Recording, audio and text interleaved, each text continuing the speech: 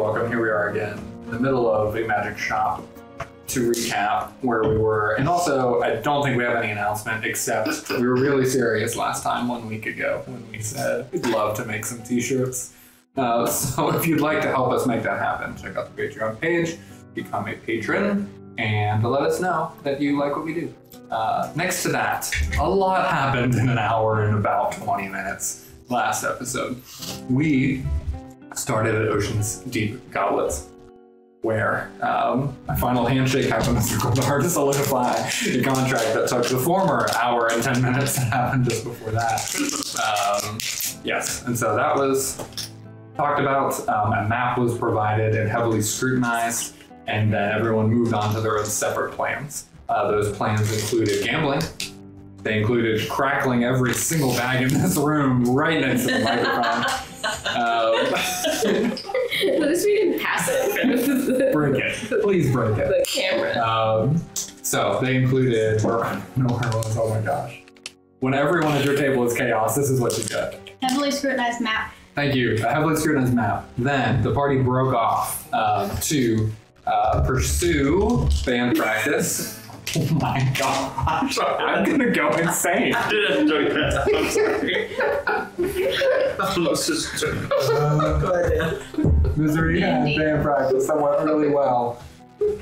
And Gwendolyn drew some pictures. Some really good pictures. Really good inspired by the music. Inspired by music deep in her soul. Especially the line, Dad! That's what started it all. You never loved me, Mom.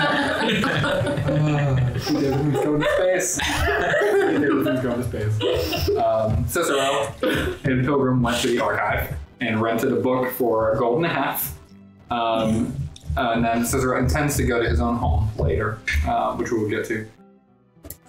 Thule studied a book, had a further conversation with Evening Breeze, and had some feta delivered to the room that she did not have to pay for. It's like no wonder. You did not have to pay for it at all.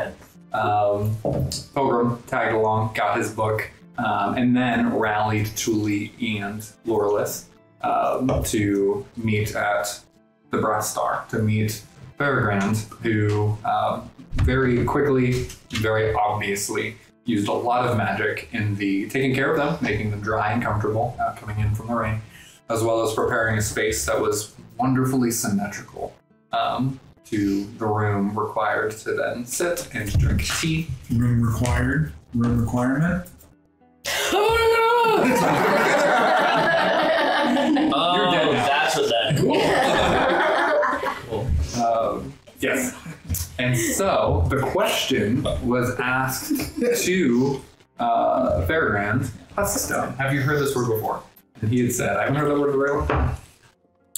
And so, as he pensively sits back, thinks over this word and this time, he strokes his long black beard. Blackbeard! Talks about his time being a pirate. Sorry. And stares off. And in this time that he's staring off, Pilgrim, you can see that his eyes are purple. Purple. Wait, what? Oh gosh. John. Oh, we should end it there. Another insight check. And as he is sitting in the chair behind him, the tree portrait with the different types of magic, he seems to be staring off into the fire on the opposite side of the room. A traveler was here in Populous a long, long time ago, who taught me of this Huskstone. It's a good acquaintance of mine. Went by the name of Remy. Though I haven't reached out in some time. She taught me of this Huskstone.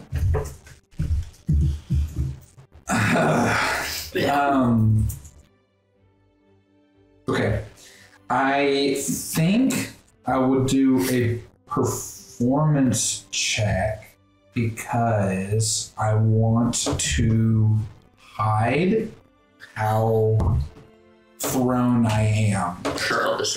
Or deception, I guess. Well, okay, so what you're telling me is that Pilgrim would have an obvious response to this. I think the moment I registered the eyes, I would have already like almost out of my control. Like I think that I would have even like reflexively like like it's jolting something internally, and yeah, I think I'm trying because I still don't know who this person is yet. I'm just trying to control myself. Yeah, you can make an option between these two checks. You can do a deception check of just trying to play them off, or you can do like a constitution check of like trying to keep your physical in check of where you want it to be.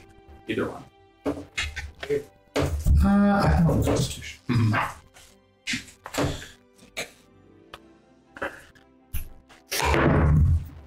All right, 19 plus 1, 20. Great, okay. His line of sight stays in the fire for a long moment. Nothing draws his attention away before a smile comes to his face with a little bit of, you can see, as he mentioned, he hasn't talked to this person in a while. There is just a little bit of like longing for that. We're looking over to the room. Huskstone, very specific. What does this have to do with what you brought? Okay, I am gonna slowly take the stone, which is like wrapped up. Yeah.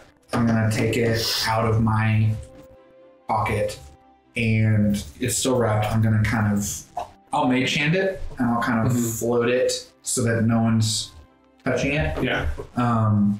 And I'll just say, I would suggest you do whatever checks you can now before I remove this cloth. Okay. And he steadies himself for a moment. What should I be preparing for? On essentially every occasion that we've had a direct line of sight on the item under this cloth, the entity inside has attempted to steal the mind and senses of those that look upon it. Okay. He steadies himself for a moment, takes his wand, puts it up to his head. A flash of green light goes over his eyes, and you can see just a little orb of green floats around his head. I believe I'm ready. Can we have that? Yeah, Did you see that? I want that. Okay. I think literally what I'm gonna do is I'm gonna try to kind of like unwrap it in a way that it's literally just him. Yeah, that has for sure. sight on. You can do Great. that. Yeah. And his eyes lock in on the stone as you unveil it. And he stares off into it, raises his wand again, touches it to his face. His eyes go blue. For a second, his face starts to strain. The wrinkles grow deeper. His eyes squint. The green orb shatters around his head. And then he throws his wand forward and throws it with a movement of the cloth, flaps over the stone. You're telling me.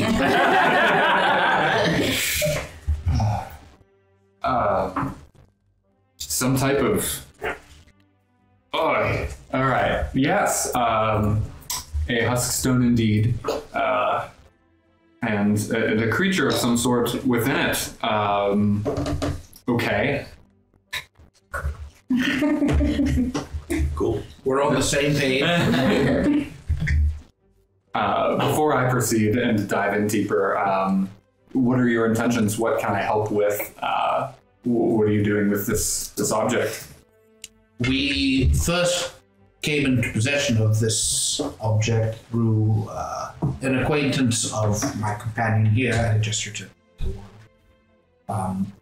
And her companion had essentially been lured to the lake beside Populus by this stone. The stone had demanded to be reunited to a brother, it said, and upon reaching the lake, the Chuloth that we have recently learned have been a mainstay of the lake, attacked this companion. And so we have been trying to understand what is the connection between the stone and the lake, who this brother may be, We, before we understood the true nature of this entity within the stone, we tried to reunite it to its brother. And through a wild series of events, it became much clearer that the stone's intent was not good-natured, despite anything it told us. And since then, it has been quite openly hostile. Very much makes sense with the force and intent that it tried to put over me in just a moment that we had. Its words to me were, "You will take me to the lake," which... That tracks. You can't misconstrue those words. We got it. Tell me about it. Though I cannot discern what it would gain from doing that at this time. This Remy that I spoke of, would you mind if I sent word to her for her insight on the situation? Sorry. That's aggressive. I have not seen her in a very long time, though I know she's not within Populous and has not been for many, many years. Do you know where this Rini originates from? She would not tell anyone from this town that I know of, though in our time together she had mentioned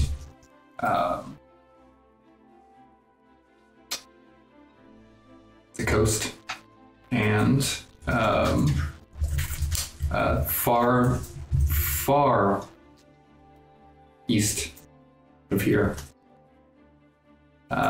Never prodded too much more than she was willing to say.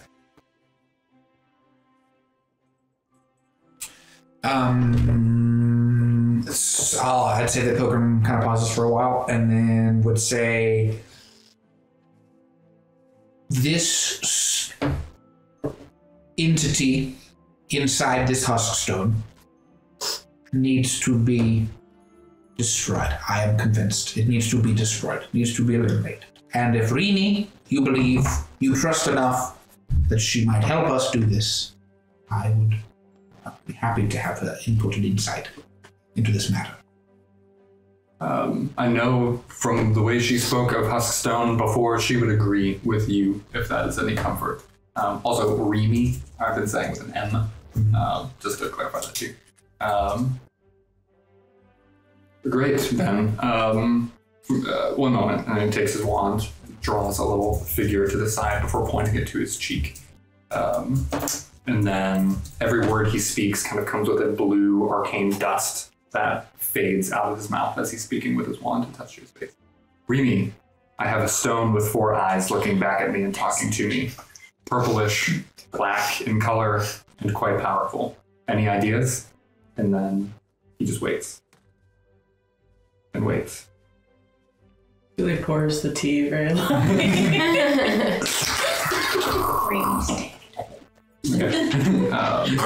And then as he's holding his breath and waiting with his wand up to his face. Perhaps she's dispatched or unavailable at this time. Okay. He's just thinking down for a moment.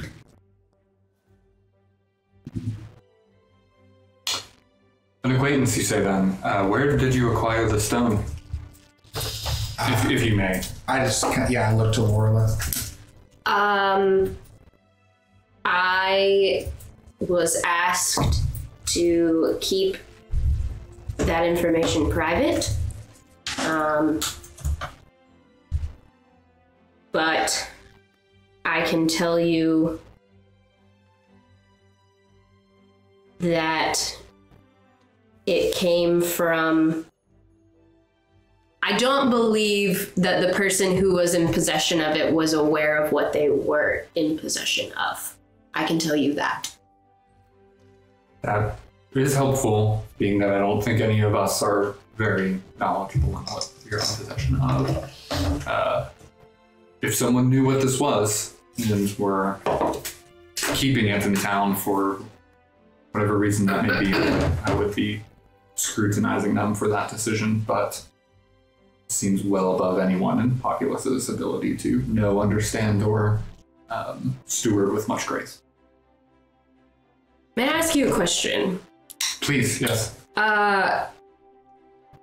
So as Pilgrim mentioned, we've recently learned, when we were first became aware of the Truloth, we were under the impression that it was a relatively recent disturbance. Sure. But today I found out from a companion of mine that they seem to have been around for a very long time. They just recently, as time has gone on, have made more of an appearance.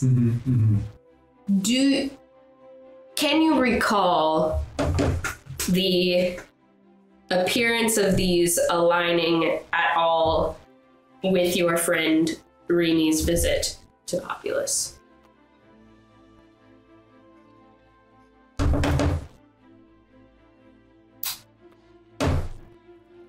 Though I have been part of Populus for quite a long time, I would at least urge you to not think that I am of any form ancient or unable to perform in any way magically.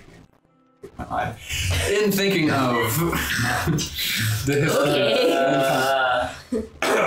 though I have been here for quite a long time and have witnessed and imagined many, many things,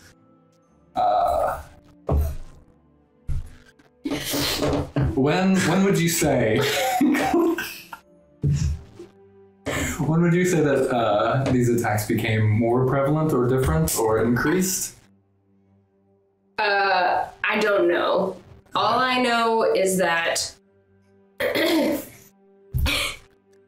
friend of mine whom I stayed with in Populus is an older human. Okay. So he's probably 75 or so. Okay. For an elf as myself, that's not a very long time. Sure. Yes. That's not a very long time. However, for him, it's a very long time. Sure. And from what I understand of the general public, that is a decent amount of time. Yes. During those 75 years, they have become more prevalent. Okay. Do we know, do we know what Fairgrand is? Is he human? Race-wise? Yeah. In looking at him, you would say you would only see human attributes. The purple eyes are a bit of a throw, in the sense that you've never seen an elf with purple eye, but or in any humans you've interacted in Populus with that too. But any facial feature or change, like you definitely can rule out, as you have seen a bunch of dwarves at this point, like Urkel Dwarf, and oh gosh. Rachel, remind Zach.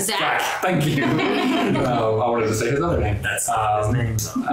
And things like that. Like you've seen dwarves, clearly not a dwarf, and other members of the party too. With that, like humanish, human related.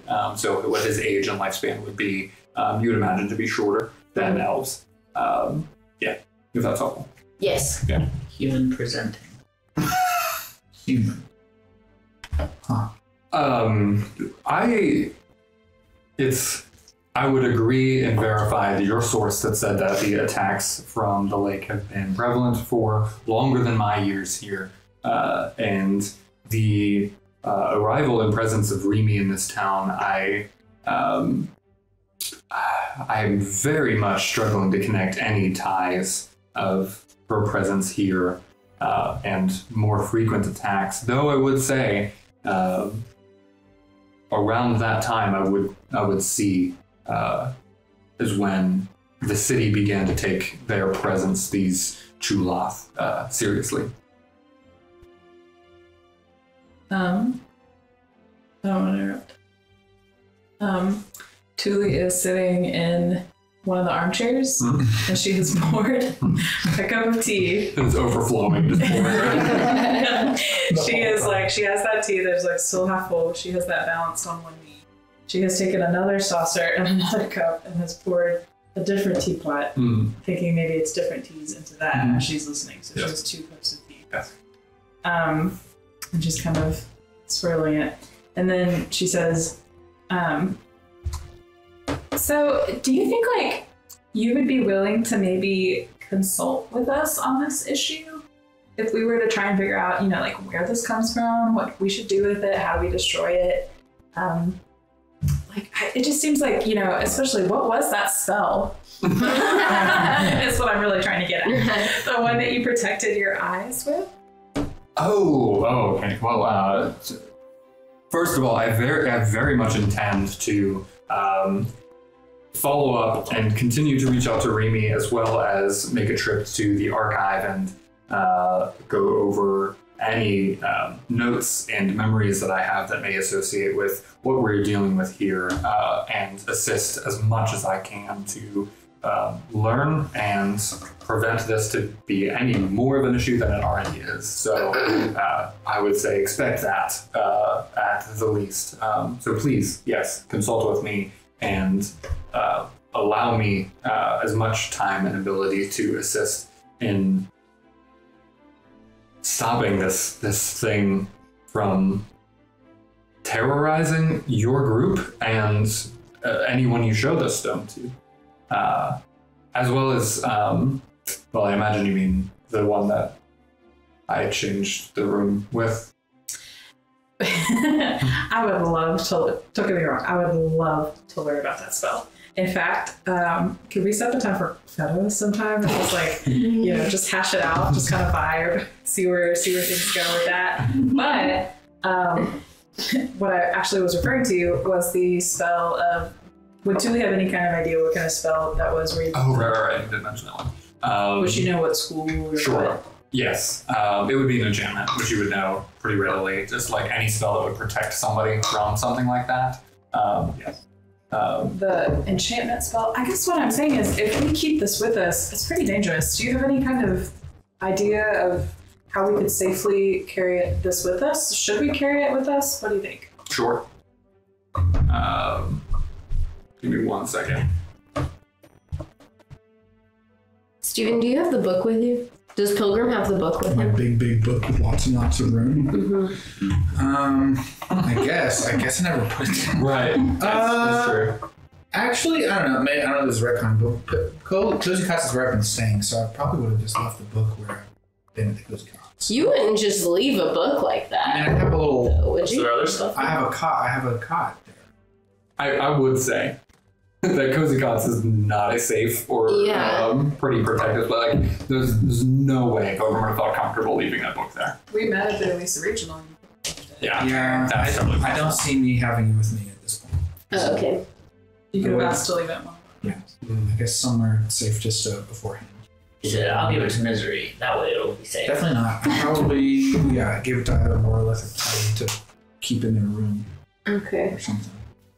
If It's a big book. I don't want to carry it around. I know, but he's talking about going to the archive, and so it's like, if we can cut the steps in half and you have the book with you, because it sounds like that's the kind of book he's going to be looking for anyway. Yeah. But I mean, I can bring up the fact that I have the book. Great.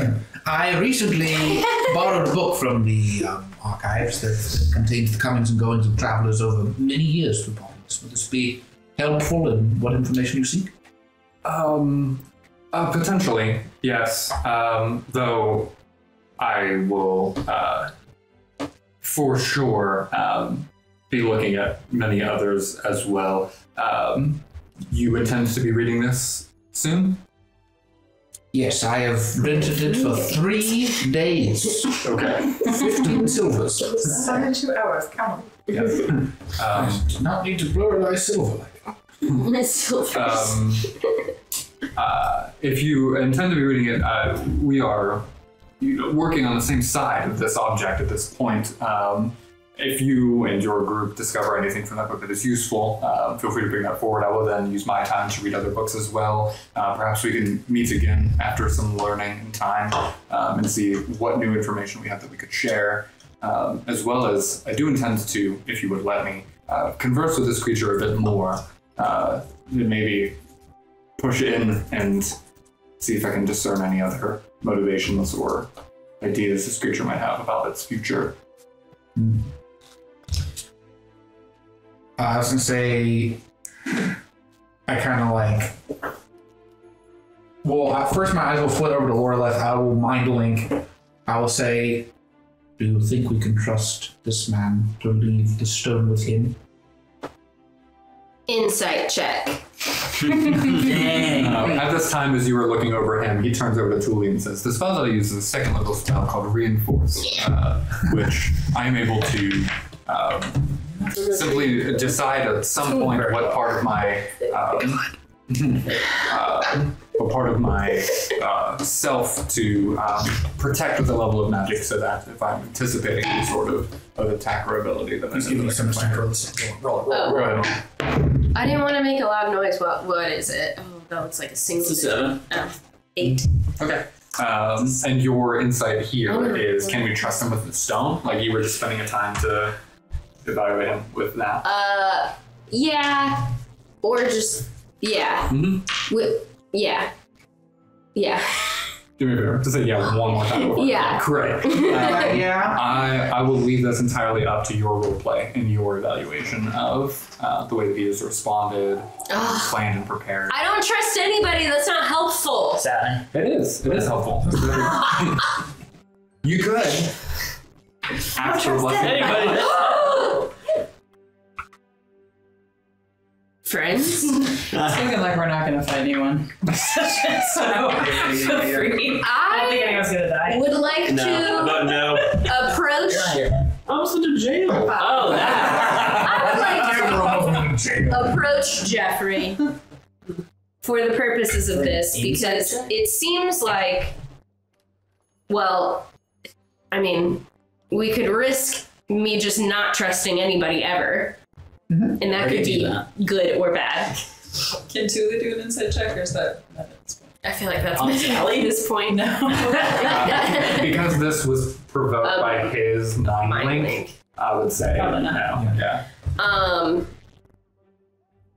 I'm gonna take a wild guess that we're not gonna make it to the door today You don't know that. during this But it session. doesn't matter. I mean, I don't want to I open the door sprint to anyway. the door. So, I think it is important. This character seems to be a very important person to this plot, and knowing if he is trustworthy or not seems important.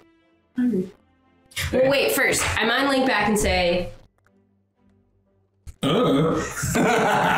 do you think? Hold on. No. No, that's not allowed. This Dang decision it! has to happen before that. Can I use Jeffrey? All right. Okay. You're one person. I will count I'll down. still get one vote. And if you think that you agree, then we'll use Jeffrey for this. You can raise your hand. 3, 2, 1, vote. Oh, come on. All of Tim's votes. It was the same argument. It's just It's not the same argument. Second session. Not even remotely the same. Not going to argument. them. If the argument is I want to use it, yeah. All right. That die, shake it up a bit. Okay, I'll shake it. You can use the tower. Just give him the stone. Your roll plus 5. How did you mess that up? 15. 15 total. Yeah. Okay. Right? Or 16 total, because it's that plus 5, right? And then also plus my modifier. Yep. 16. Okay. What you have seen from Fairground so far is somebody who has taken you all very seriously since you walked in. That every single piece of information that you've offered forward, he has listened to and believed and moved forward of trying to learn and understand what y'all are dealing with. He has already mentioned trying to protect the city and stop this force, which you have seen to be honest as well. And so in all of that, he has seemed very much on the same page. He's even said specifically that he sees you all as allies against the stone. And so there have been many instances and words that he has said that have led you to believe that like this feels like he's moving in the same direction. Gaslighting is a thing, though. Right? Literally, my thought was like, but people lie. No, they don't. They do. Gaslighting's not a thing. You're the worst. They literally use gaslight. Loreleth responds to him through mind link. Because, right? I can do that, right? Yeah. I think I've spent enough time around you to figure this out because I definitely did not know that at the beginning. I am suspicious of most people, as you know, and am still slightly suspicious of him, yet lean towards thinking he is on our side and genuinely wants to help us in defeating this stone. I'm still hesitant and suspicious, not knowing who this Remy person is and where they come from and what they know and what their intentions are. But I would feel fine about leaving this stone with him. Okay. I'm just going to do one more little shot in the jar. I'm going to look at Fairground now. I'm going to go Fairground. I'm going to first just go Fairground.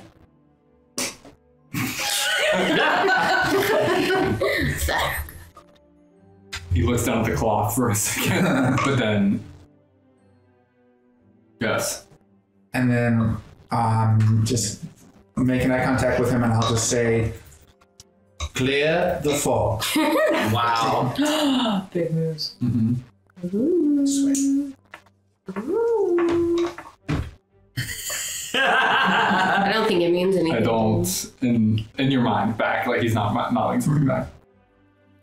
I think I fought the creature off. Do I seem like I'm behaving strangely? Do I seem foggy to you?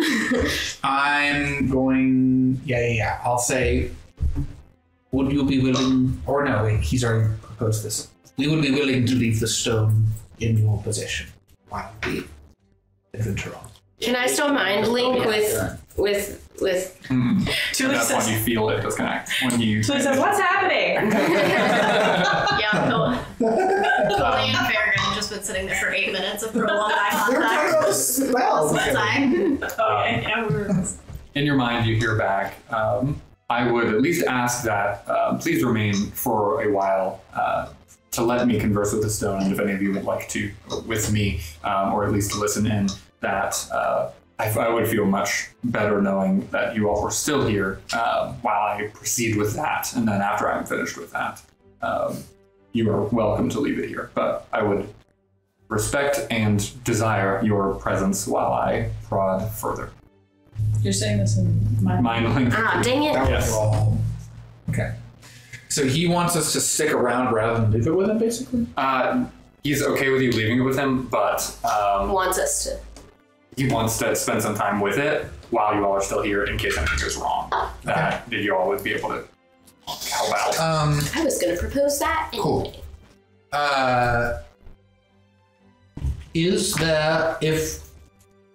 Might there be a room where we could speak in private while you spend time with the stone? I say this out loud now, kind of indicating my... If you would like a moment in private, I can make that happen. I will wait until your return before I do anything with the stone. Certainly. Okay. Cool. Yeah, I just kind of indicate to the two of them that I want to speak privately, basically. You can use that door, and then a door. I was going to say, does he pull out another cloth and he's like, here's a room? And then a wooden door appears off behind his back to the right of the portrait behind him. And there's a room for you all. Oh, he can just make doors appear, can he? What he just did. What do you think about Sue? What do you think about shit? Yeah. I would shipper all of them. I'll just kind of indicate to Julie and Laura to like, hey, let's go in our room. You can mind link to us and tell us that. I don't want it hurts her. Oh, that's right. Oh, yeah, I forgot. Makes you nervous. You're right.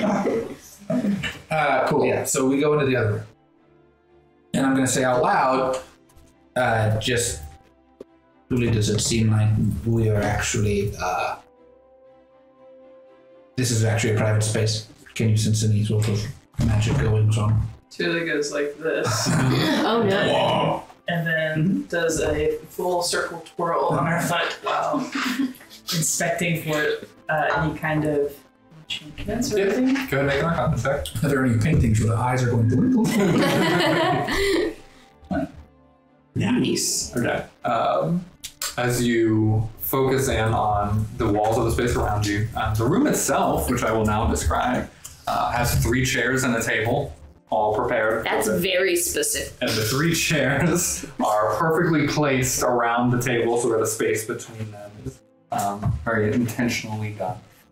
And then there are, on each wall in the very dead center, is a torch with a blue flame on all 4 walls. But that's all that's in the space, except for in the center of the table is another teapot with 3 cups, also perfectly placed in line with where the chairs are, and steam coming out of the tip of that pot.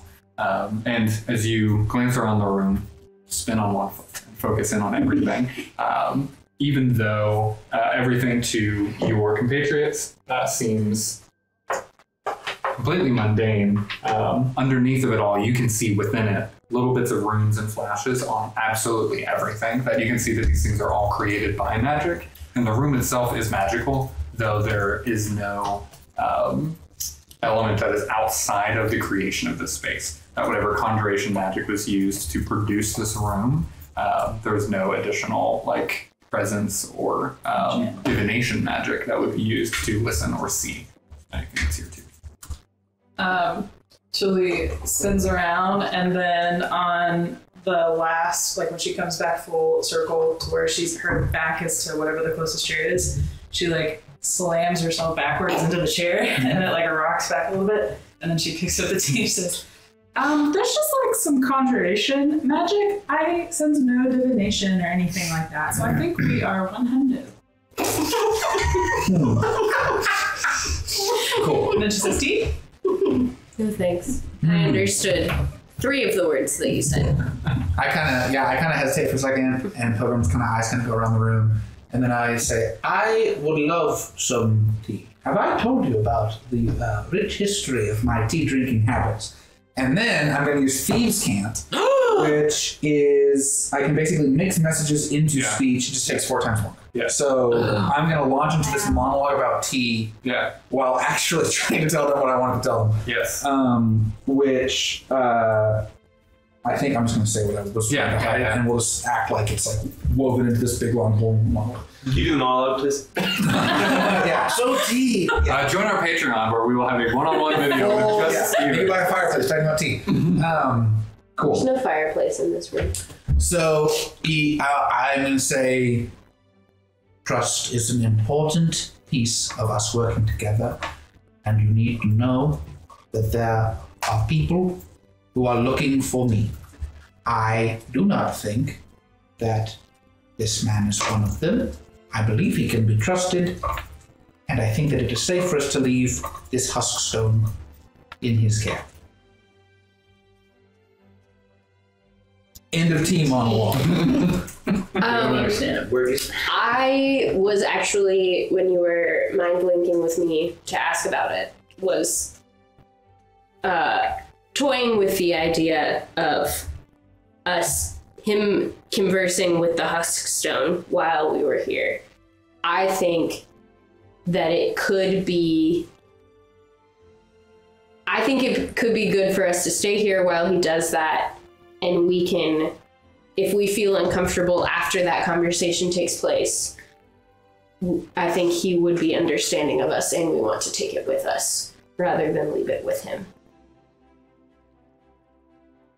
I nod, look to Thule. While you had been talking, Tuli had set her teacup down and for once was kind of serious and had sat straight up with her hands on her knees and was kind of looking at you a little bit wide-eyed. And she looked at Laura when you were talking and said, "Yes, I agree." And then she said to Pilgrim, "Pilgrim, I didn't realize there were tea leaves after you. Are you okay?" Just the grin. The grim. Sold the grimace tea.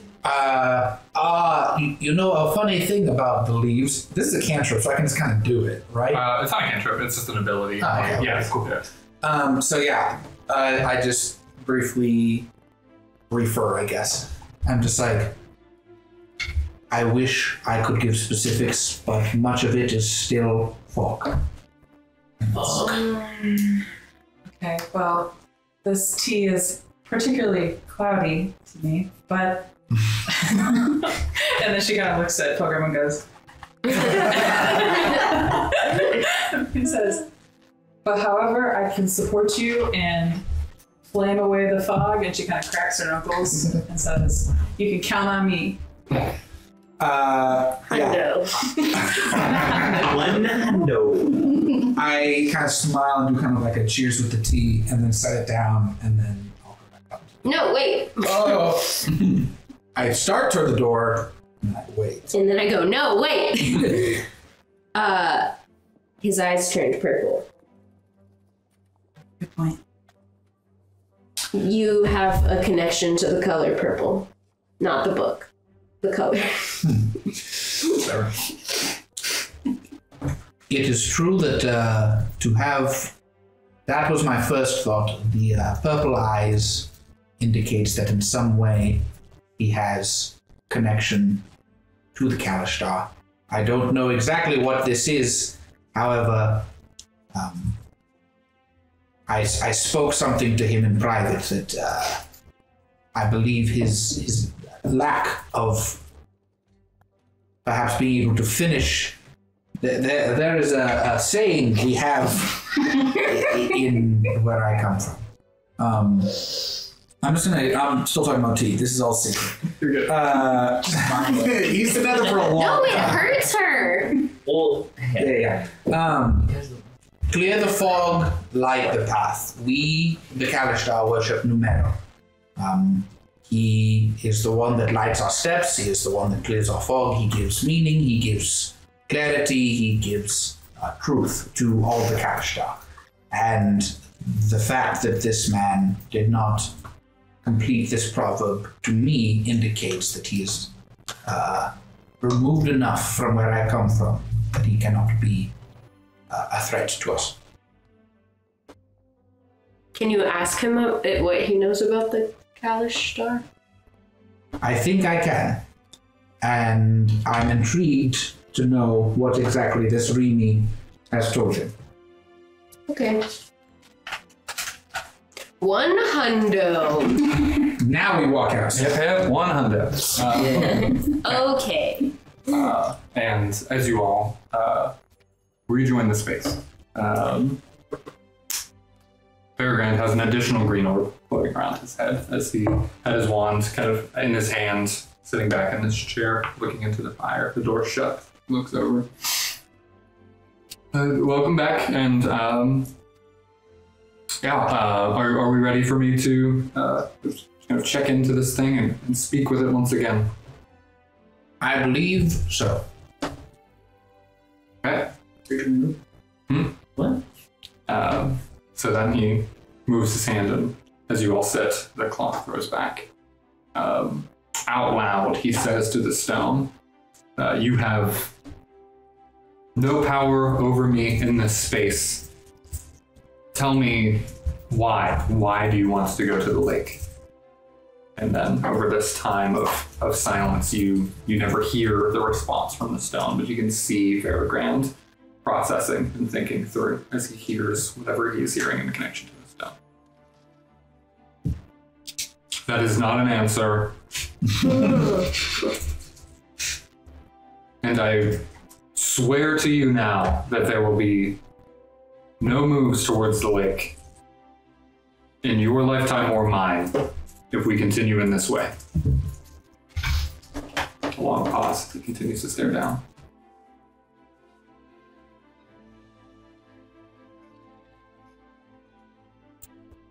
There is nothing you can do to me, to this party, or to this town that will get you your way. You don't even know my mother. She's a great lady. You're stupid! You will spend an eternity in darkness, and he throws his hand over. Oh. Nice. what it said. Though it has not been helpful, I've known at least more of its foul intentions. That it at least is dishonest. I have one other thing that I wish to do. I have a device that can assist me with determining if something exists or originates from somewhere outside of this realm. I'd at least like to rule that out of whether this thing existed here beforehand or if it comes from some other plane. Would you mind if I then proceeded with this test? Can it sense everything? I'm not. Tuli looks a little nervous, but she says, Yeah. And he pulls out of the slight pouch here to the side and then reaches out a long gold chain, which he yanks out to then set down what looks like a compass, but has one pointed, goldish, bronze-colored arrow to it, and then on it are different markings, runes, and notches across. Would you say that it's a brass star? No. Okay. It's more like a golden compass. Cool. Got it. Wow. Which I don't know the implications of when it comes to that novel and movie. However, it is like a golden compass. Yeah. And then he sets it down in front of the cloth and looks down, and nothing moves for a moment, and then starts to spin and whirl, and he looks at it curiously, throws the cloth off again, and waits. Stares at it. Looks over towards Tuli. Looks frustrated down at the stone and puts the cloth back over.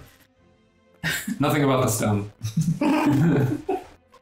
So I imagine that it derives itself from this plane, which is helpful. It is at least not some type of outside threat. Looks over at Tuli. Looks back at the stone and the device. Puts the device back into his pocket. Actually, the pilgrim is quietly observing this. Oh, for sure. Yeah. Same. While you're looking at him and you see his eyes are now blue. no. Oh, they're like mood rings. Mood eyes. What color are yours? Bad mood. Oh, okay. What color are your eyes? Mad Eye Moody, that's what it is. Brown, blue. I don't remember. Brown. Okay. I don't remember. It's not of importance. You don't know what color your eyes. No. So we've learned some things, that it is at least from here, and its intent seems evil, and that it desires to be at the lake. So, not letting it get there feels good to me, if it does to you all. And if you would like me to, I can stow this away somewhere where it can remain stuck forever until you come back again with it, and after I finish my studies as well, we can decide what to do with this. Wonderful. Well, I thank you very much for your time and your effort and for risking your, quite literally, sanity over this strange entity. You seem to mean well, you seem to be very skilled in your craft, and perhaps while we certainly don't have the time now, it seems like our party could benefit greatly from some of the ways you seem to have safeguarded yourself. Particularly my compatriot Tuli is a scholar of the arcane arts. So we would greatly appreciate any sort of wisdom you could impart as this partnership of sorts continues. I see. As you all intend to explore this and protect populace and use your efforts in that manner, I see great strength in our numbers together, Tuli. Tell me of which spells in school you dedicate yourself to, and what your intentions are with studying and learning magic. When Pilgrim said this, Tuli stood up, and as soon as you finished, Fairgrounds finished saying that, Tuli did her little hand thing and then bowed completely at the waist, and said, and said, "To light any fire, you must first have a spark. I welcome your teaching," like in a very formal kind of way. And then she like straightened back up, very serious, very formal, and then said, like, "Whatever you're willing to impart would be great." And she said, "I am of the school of the applied mind, Master Fairgrand." And what is the purpose of magic in your study? The purpose of magic is to unite both the body and the arts of magic into a force that is both martial and mystical. To the purpose of? To the purpose of... That's a great question.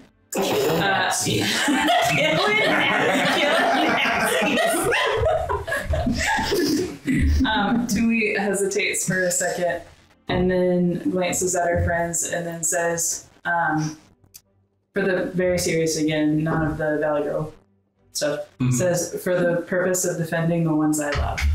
Aww. She like put down her Hello Kitty backpack to say. She took out her pom-poms, took the rabbit thing off her phone. Yeah.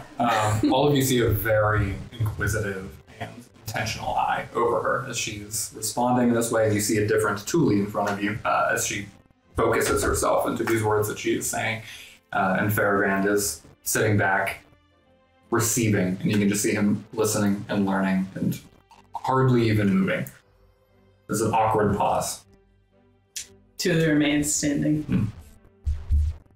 I could impart a scroll, if it would assist those that you love. Tuli bows again at the waist and says, "I received the spark." Whoa. Wand to the same pocket, he pulled the watch compass thing out. That's about a green light envelops the room and you fall lifeless. Cool. That's great. He killed you. All right.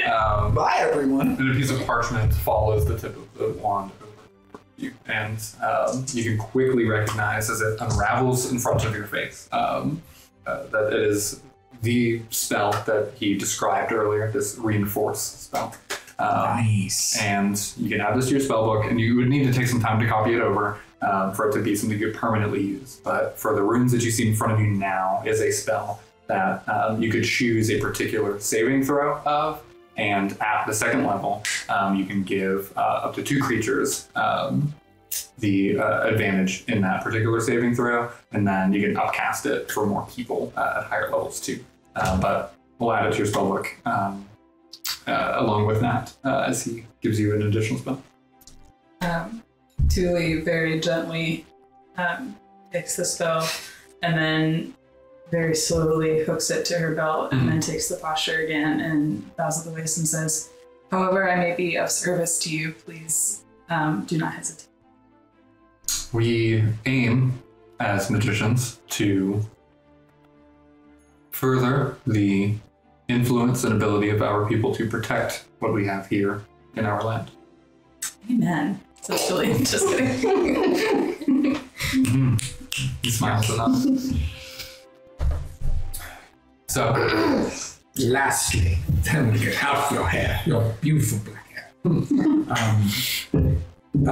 Rickledor, what do you know of this dwarf?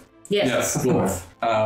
As you mentioned his hair, and you're posing this question, he reaches back and undoes the bow. Just flowing hair. And Rickledor falls out. You're flirting with all kinds of people. Martha, with Peregrine. No, she flirted with you. Martha is married. And his hair rolls down to touch the floor behind him, and he smiles.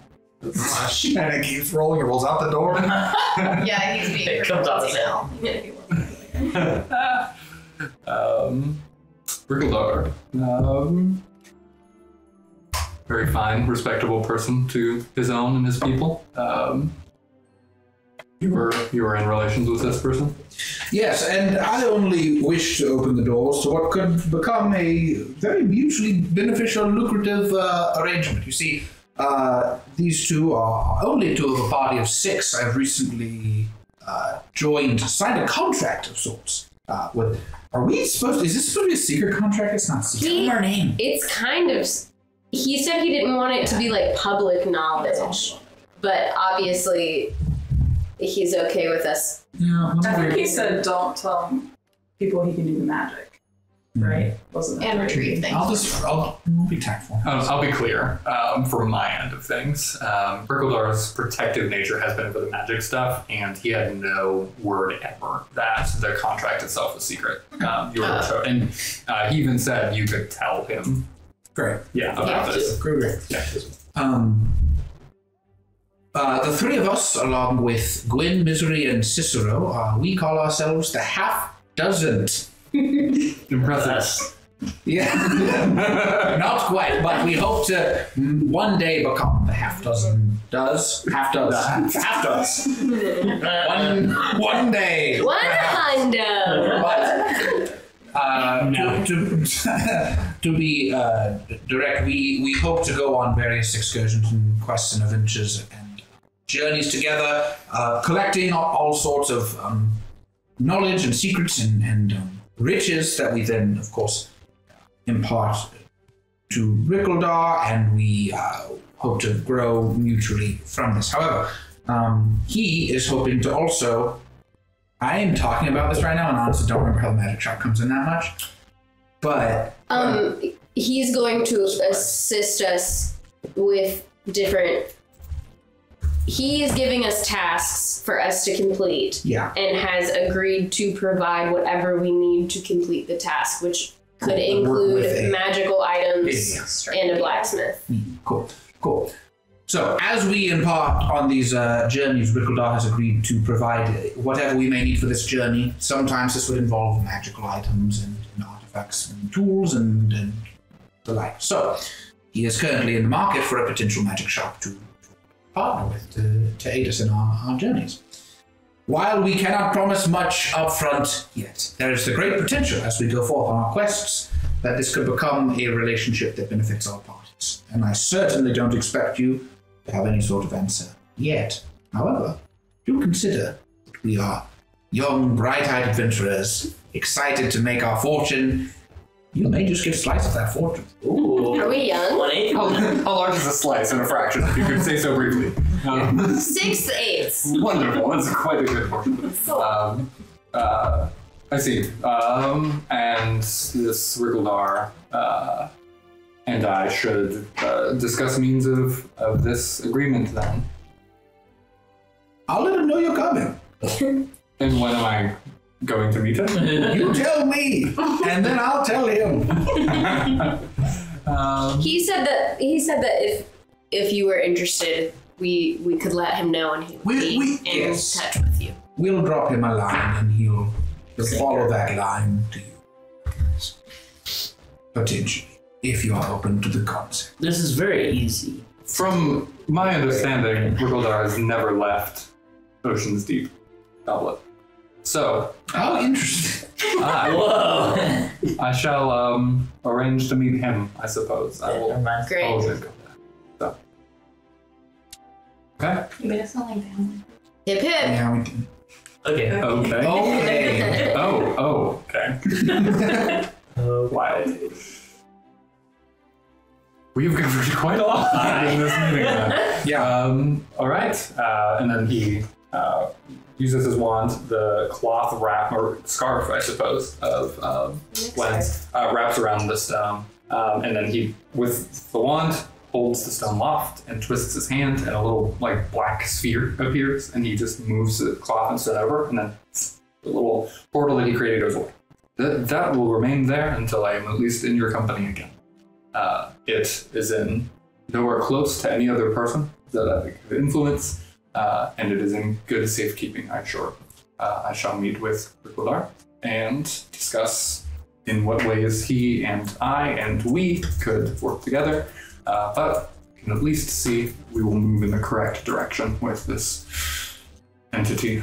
I will read and discuss, you will read, and your book that you've rented, and reconvene where we may make some progress. One more question. As we mentioned, Rickledar, we are venturing out tomorrow morning with our group to the lakeside to find where a shipwrecked and a door has been seen but has never been opened and is difficult to find. Feels like a riddle. You have often, What am I? in the time that we've spent with you here, made doors appear. Justice. Do you know anything about this door? Have you heard about it? Not heard of this door in particular, but I imagine if you all possessed some level of magic, or at least the tools to proceed and open doors that have been locked or created, that you'd be able to proceed. Got it. Boom, easy. Thanks. If you wish One to, more. if you wish to purchase anything that could aid you in this journey, I'm sure that I have multiple things that could assist you as you get there. Rickledar will be in touch. I see. What do you know of the history of tea? You will notice that one of these teas is particularly fiery. Straight up. Alright, I sprint for the door. Okay. I feel like everything that I see in the periphery is becoming dark, and then the scene has ended. Wow. So, we have Cicero, who has been left to his own devices this evening. Oh no! You said you were going to go see your. Don't worry, he didn't have I any didn't intend to money. do anything. I He doesn't have to access. see it. Okay, so you're just going to spend some time. There's nothing Sit in the for me to rubble find. now. I was just gonna go see how things are going. That's all. Okay. You notice a lack of workers repairing it within an hour of deciding that. Nice. No. But yeah, did you wish to look for or do anything we were there? No, just gotta go see. And then Misery and Gwendolyn, after the practice, where did you all head? Huh. What do you guys usually trade? We gotta hang out, yeah. So went to the door, you found the door, you got the trash, you Oh, we had that whole We conversation. did that. We go hang out at a place. Probably Smash. Maybe not Smash. Cool. Sounds like Smash Pots is the only place in town. It's the only place I can afford. It's the place in town with the fish walking around. You have a lot of money. Now I do. Okay. Do y'all head to Smash You Bros? wanna come with Yes. us? Okay. Sure. You did some sick art. We'll hang a poster there. Oh, we can talk creative, you know? Alright, so just for the cost of 4 silver, that you all can decide how you want to split, or whatever you want to do for drink and hanging out time. Oh, I got it. Don't you worry. Oh, thanks, Missouri. I'll get you next 7 time. gold or whatever. By the time you all get your order and you were drinking some Fetto and hanging out and talking for a bit, you were joined as a figure walks over to your all table and sits down. Savarin. My Wait, pal. what? Savarin comes over to y'all's table. And I Not thought me. I might meet Yeah. some of you here. You guys seem to be here a lot. Do you know anywhere else in town?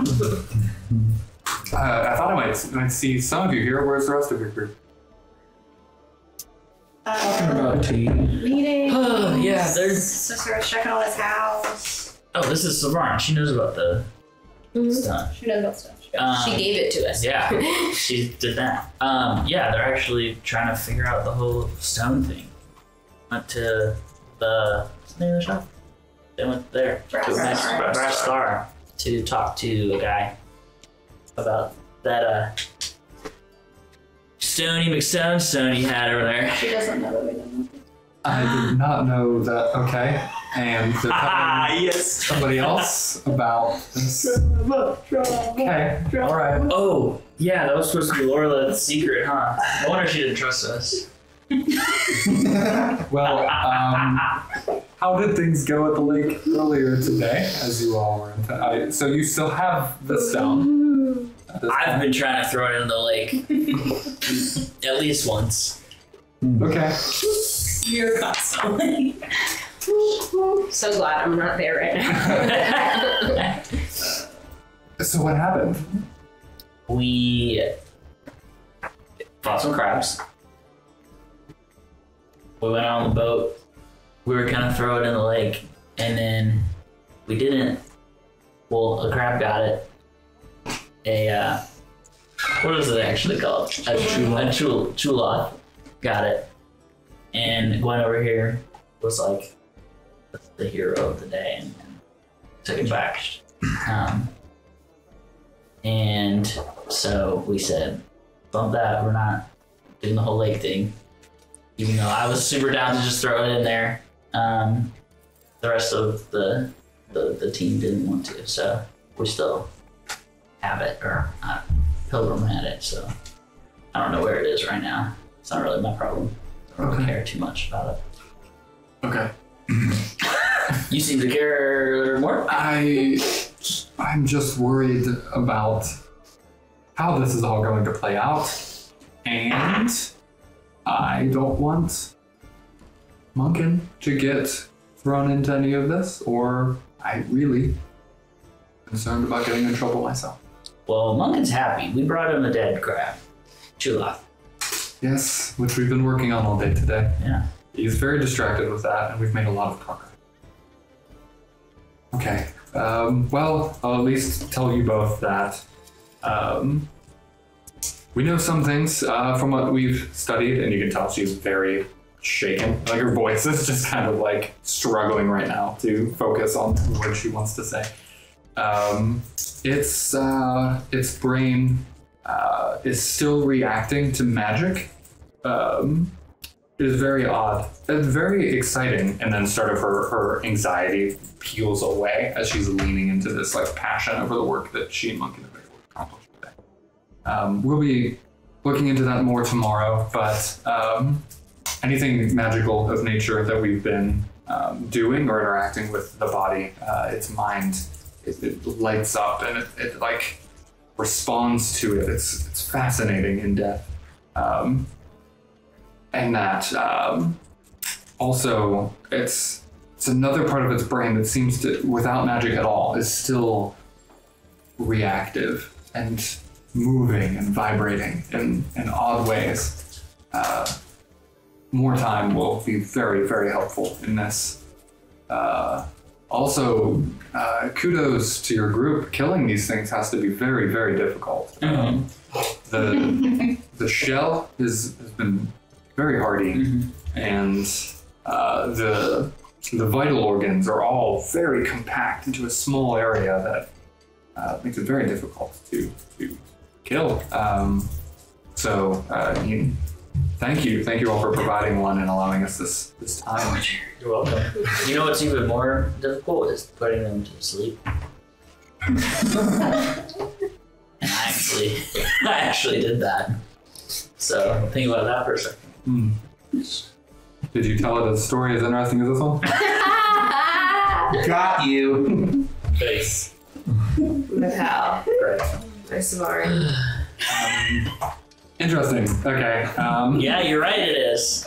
Could have used one alive as well. So.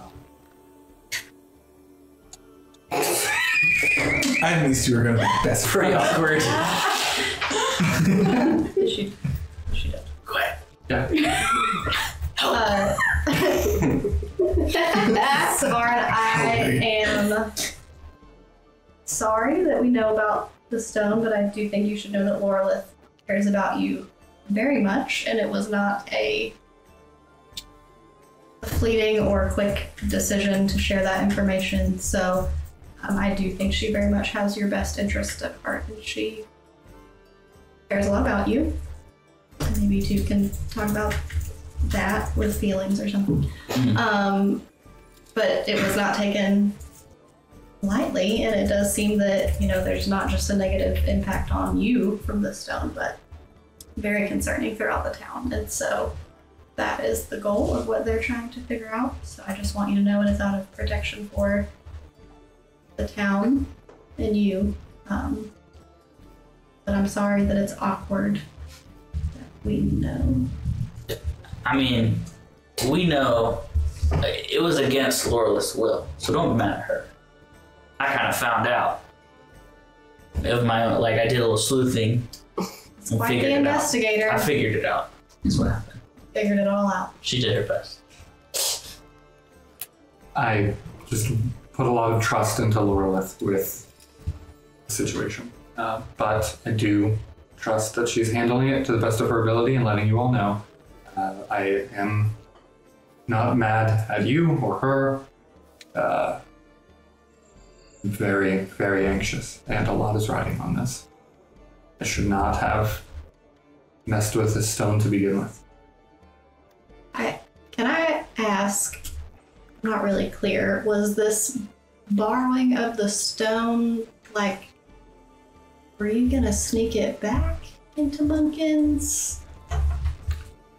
Is there a time? I didn't Just feel weird that we. I didn't know what Lorelith was going to do with it, but it was better than looping Munkin in to let him know that I had found it. So, are you suggesting we could put it back and pretend this never happened? No, I was just asking if that's what you had planned. It No. seems mighty dangerous, but also I didn't know if Munkin was getting suspicious. No, he doesn't seem to know about it at all, but I see now that what started with one person has turned into 7, 8 if you include myself, and I mean, it includes Munkin eventually, then I don't know how we'd respond.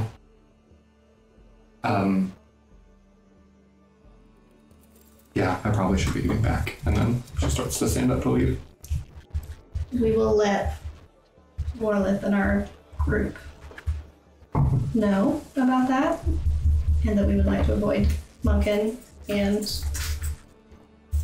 again, just Lorelith cares very much about you, it seems. I don't really understand this whole stone thing or what's going on, but it does seem to be a pretty big threat. So we are trying to help people. Okay. Hopefully you and Lorelith can talk soon.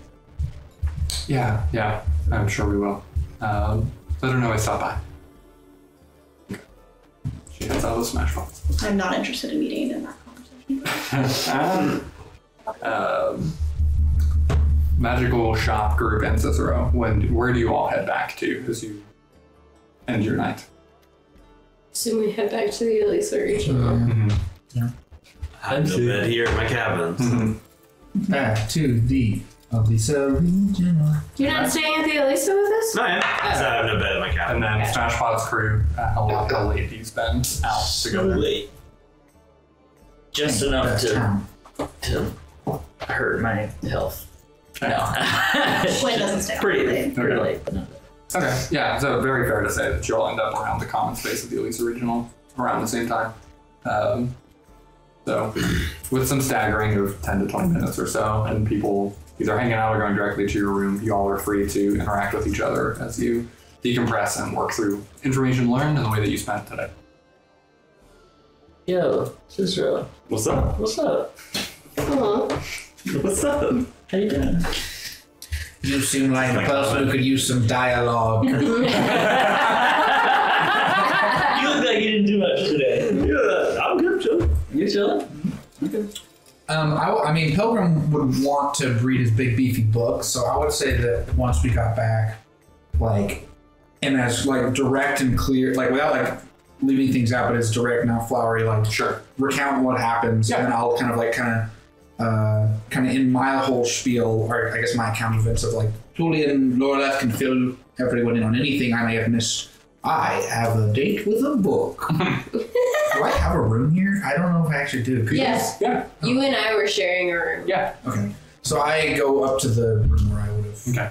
You're saying I left the book. Yeah. Where you head into this room and find your book, you also find Lorelith's like refining equipment and stuff that she's used with her herbalism kit, just kind of like out and about, like distilling different things and the remnants of stuff that she's used to make some different ointments and things like that.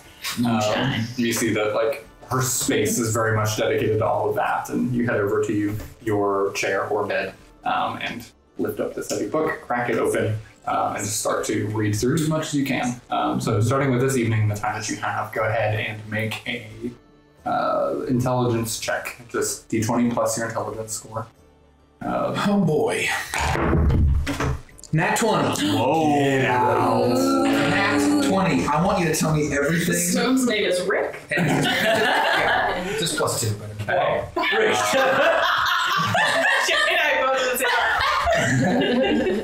You all can write the plot for the rest of the campaign. Amazing. All right, so I'll actually tell you some information now, and then I'll write something up for you for more context too. But you're able to find the name Remy in the book, which then kicks you off to then dog ear or bookmark like several references to people within town who was given accounts and talks of conversations that they've had with Remy. Purple Eyes has come up.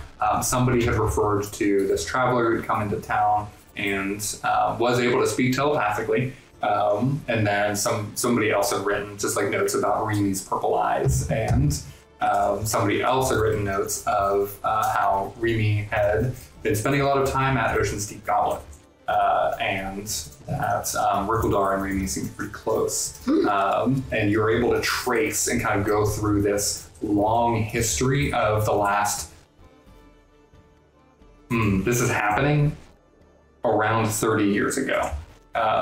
So it's been a lot of time since this Remy person has been in Populous. But you're categorically tracking through all of these different accounts and when they happened, and you're looking for more recent, because that's very prevalent to you of, okay, I'm looking for a history of a Kalishtar and things like this, and all these hints are pointing towards Remy was, and then even the name Remy is like racking your brain, and it's hurting, because like there's that memory thing that you keep running into as well, and you keep pressing against that, and then it hits you for a moment that when you were a child, very early on, there was talk of somebody who had left the clan, and you've always been interested in that.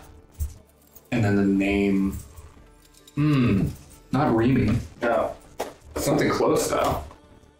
Something very similar to the name Remy. Where'd you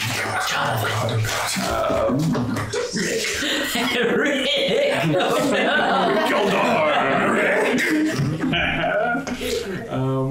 I got this. Removen, Removen. Very close to me. Interesting. Try to spell that? Removen. Almost like the long Or, hold on, let me double check that. Removen.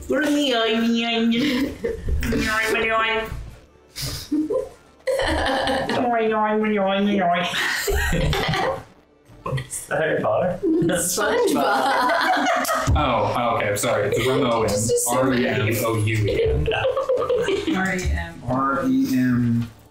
Ramon. O-U-E-N. Yeah. Ramon? C'est français. Ramon. R-U-M. Yeah.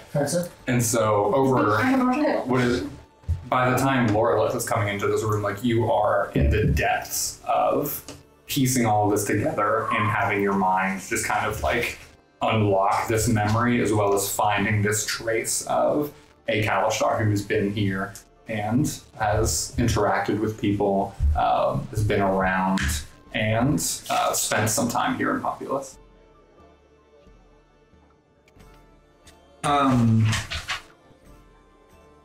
Okay. I will say too, this leaves you a little bit disappointed of like actual information of the Kalishtar. Like there's at least in this depth of your tracing and finding these references to somebody, you are not getting a lot of details of the Kalishtar in general, but you are able and very confidently to specify like, oh, there's been one here, and it's Remy. Okay, Remy. And just so that I'm abundantly clear, this Ramon, it's very close to some of the names we talked about before, but it's not something that I would immediately, like, obviously know. Is this somebody you've personally known in your life? Is that your question? Yeah. Okay, cool. Just make sure. Cool. Okay. But that name did come forward. It wasn't in the book, it just like came to my mind. Is that what you're saying? Yes. Okay. Yeah. All the references in this book have been Remy, and in hearing that and thinking about it, and then that triggered this memory of Ramon, and that has become very, just like a clear connection of like, it has to be from your knowledge of where Kalishtar come from and the fact of this person. Okay. Cool. Yeah, I think at some point after like all of that, I think I would just kind of end in like, just like pretty like frustratedly kind of like slamming the book shut and just kind of throwing it on the ground. Yeah, and then I think that I just kind of like get up and I'm, while trying to like avoid Laurelith's setup, like kind of pacing the room, like trying to kind of like, because I can like work myself up, I guess, a little bit through all this. And I'm just kind of like trying to lower my heart rate. I'm doing my little breathing exercise, saying through the fog like the path, that whole thing, just like kind of trying to calm down until, finally I think it's kind of in the night, laying down and trying to meditate until I fall asleep. Yeah. I'm in the room. In the midst of this, at some point, you walk in as Pilgrim is frustrated, but also extremely passionately reading and racking his brain. You good? I want to be, but there's still so much I do not understand or remember, and it is deeply frustrating, but I am trying. And I just kind of keep like flipping back, like flip. You know. As someone who knows what that feels like to want to remember things and not be able to, sometimes putting it down and taking a break is helpful. Yeah. Yeah.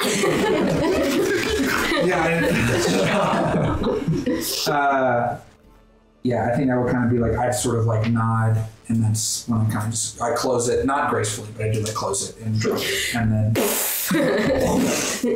I just kind of get up and I just start, I start pacing. I'm pretty like disconnected, but I will say like at one point I'll like step over the equipment and I'm like, what are these contraptions for? What do you do with these elements? Well, I, as you know, spent time.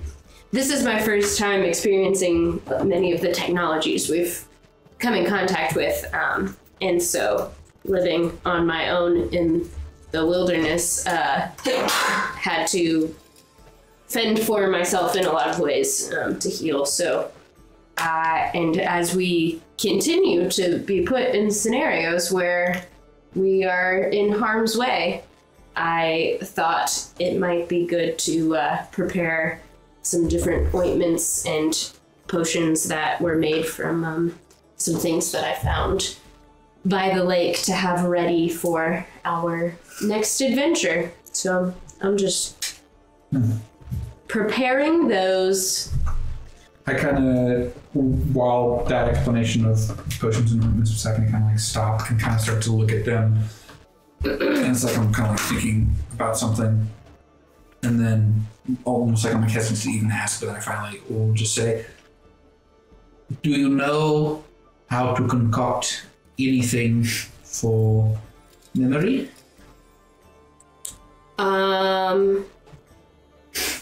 No, but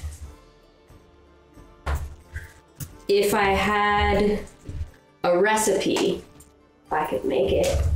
But that's not, so, as I mentioned before, I'm mostly just used herbs in nature for survival purposes up until this point. I haven't tried anything memory related before, but if you were able to find, like I said, a recipe of some sort, I certainly could try my hand at it. Okay, Pilgrim just kind of smiles and nods, and then, I'll say, thank you, Lorla. Good night. Good night. And I turn to face the window, and I kind of get down in my little meditation pose, and then kind of zone in my own space. All right. Before Lorelith went up, I would have pulled her aside privately to brief her on. Gently, but would tell her what happened. Sure. And we can swift stroke over that as you update in full. But do you want to respond to that at all? To that, or yes, we're gonna come back in time. Okay.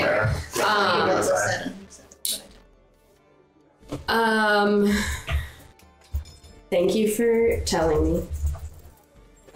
Thank you for also coming to my defense in regards to letting her know that I only have her best interest at heart. I appreciate that. Did you get any sort of sense when she was talking about her anxieties with the stone of where those might originate from? Or any more details about what she said? She is afraid of getting in trouble. She is afraid of Munkin being involved / finding out. I didn't have slash. She's afraid of Fantasy being slash. involved. Fantasy / finding out. It seems her anxiety relates to Munkin, but she didn't say anything negative about him. But she did say, I'm afraid of him. Thank you. And then I head up to my room. You find Pilgrim reading a book. Wow! And then I Tuli, when she saw Cicero and Misery, and I guess that Gwen and Lilith were kind of talking at this point, Yeah. she would have like jumped in front of them and said, Cicero, Misery, you will not believe what we just did. What? Get this. Spells, reality bending, long beards, tea, being attacked by tea.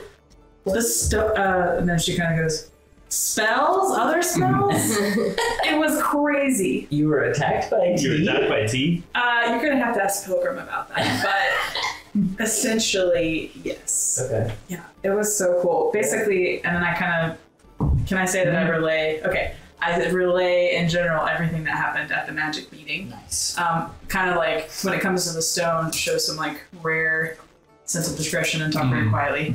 And then I say, and I show them the spell. I kind of unravel it in front of them as if they, but I show them.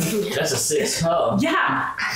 This, I think, I'm gonna go study this right now, and hopefully it'll be helpful next time we run into that little devil and roll it back up. Yeah, it's not my style, but.